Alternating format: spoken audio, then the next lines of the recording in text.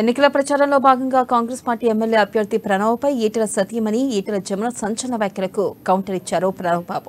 నమ్మిన సిద్ధాంతం కోసం ఈ ప్రాంత నిరుద్యోగ యువతకు భరోసా కల్పించాలనే ఉద్దేశంతో రాజకీయాల్లోకి వచ్చానని, ఇక తుది శ్వాస విడిచే వరకు కాంగ్రెస్ పార్టీలోనే కొనసాగుతానని స్పష్టం చేశారు.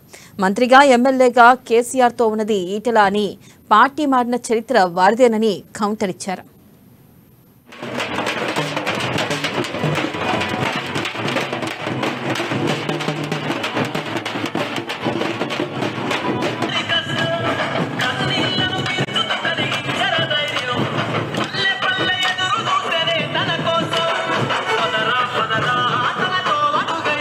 మంచి స్పందన ఏదైతే 6 గ్యారంటీల పథకాలు ఉన్నాయో ఖచ్చితంగా మహిళల వరకు అవి చేరి వాళ్ళ స్పందన చూపిస్తుంది. ఖచ్చితంగా చేయి గుర్తుకే ఈసారి మార్పు కావాలి, అది కాంగ్రెస్తోనే సాధ్యమవుతుందని చెప్పి మహిళలు కానివ్వండి, యువకులు కానివ్వండి, పెద్దలు గ్రామం మొత్తం డిసైడ్ చేసుకున్నారు.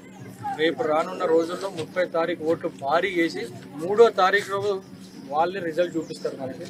సో ఖచ్చితంగా ప్రజలు కానివ్వండి, మహిళలు కానివ్వండి, ఏదైతే అరాచక పాలన, ఏదైతే గుండాయిజం, ఏదైతే 7 సార్లు ఓట్లు వేసి గెలిపించి మమ్మల్ని మోసం చేసి మా దిక్కే వస్తలేరు అని చెప్పి ఒక అభ్యర్థి ఉన్నాడు, వాళ్ళపై విసుకెత్తిపోయింది జనాలు.